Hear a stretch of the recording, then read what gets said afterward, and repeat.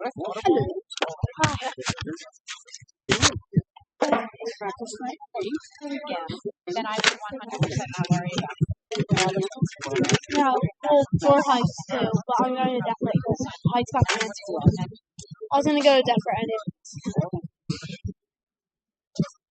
All right, ladies and gentlemen, boys and girls, welcome to another broadcast of Audubon Green Wave Soccer here on Dan Wilkins Broadcasting, brought to you by DJK Roofing, South Jersey's #1 roofing supplier with over 200 five-star reviews on the internet from acclaimed sources. Get your free quote today at djkroofing.com.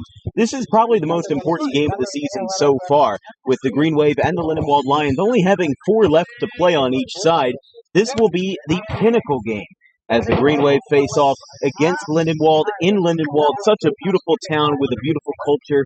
What you'll notice about this team, Lindenwold, going in today 6-5, is that they are fighting for the soul of the Colonial Conference in the Group 1 division that mostly holds the schools like Paulsboro, Gloucester, and Woodbury, and schools of the like. But the Patriot division this year has not been as competitive as the Group 2 schools like West Deptford, Haddon Heights, and Haddonfield, which all reside in the Liberty Division. For Lindenwold and Audubon this year, this game may decide who wins the Colonial Conference in this division and heads off to the playoffs. I'm assuming that both teams will make the playoffs at some point, but Lindenwold has played less games. This is their 12th match of the year. Audubon, this is their 15th match of the year. They are 9-5. They beat both of their last opponents by a score of 5-0 against Woodbury in Woodbury last week and on Columbus Day, and just on Wednesday versus the Paulsboro Red Raiders. So this is the third game of the week, and now they have one more week to do 3 more games, ending the regular season at Maple Shade. So it will be an interesting lineup for the Green Wave going forward as they get set for possibly the penultimate match of their 2022 season. For Audubon, if they win one of their next 4, they secure their first 500 season or better. I should say over 500 season, because they have had a couple where their record was 500 flat, but their first season of over 500 ball since 2014, 8 years ago. I was 9 years old when that happened, and now I'm almost 17, and obviously doing this. Hopefully I'll be doing this next year too. So, Matt Wagner today. I think he's hanging out with those folks down there, or he might actually be on his way. He called me about 20 minutes ago. So we'll figure out what happens.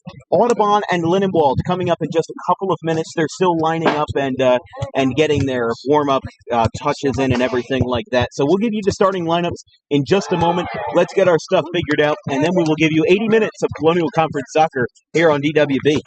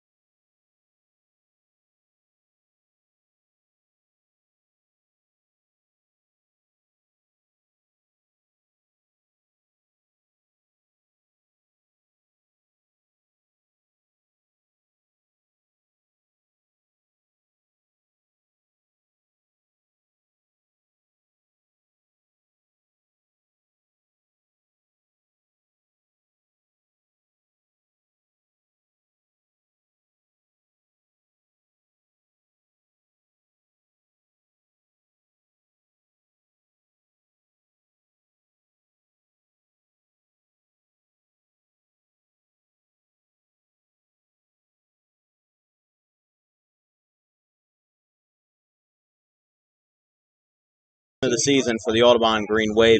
They will have to maybe not step it up because they have been playing well as of late, defeating their last two opponents by a combined score of 10-0. 5-0 wins over both Woodbury and Paulsboro.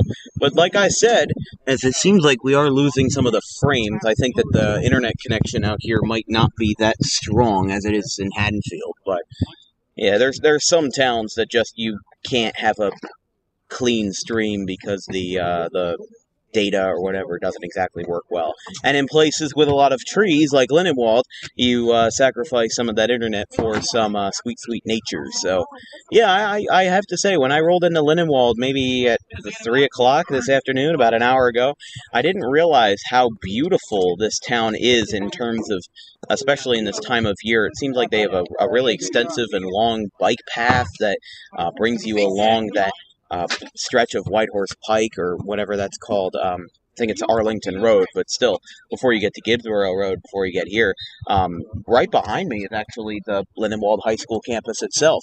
They got some folks still coming around here. This is a very extensive community with a lot of unique qualities to it. Like when you look at Lindenwold, when they were warming up, they didn't just have any any sort of jock jams listed on their speaker. They were playing full on, Latin music and look, I took Spanish for 3 years and I did not realize before Lindenwold played Audubon the first time earlier this year that I had not realized how many how much Latin influence there is in this community, because it's very unique to Lindenwold. It's not like the surrounding towns are also that kind of blend. So it's very nice to see, because I always love to see the mix of different cultures and traditions. And like I said, as a person who took Spanish for 3 years in high school, I got to learn a lot about the language, the culture. Do I speak it that well? Not at all.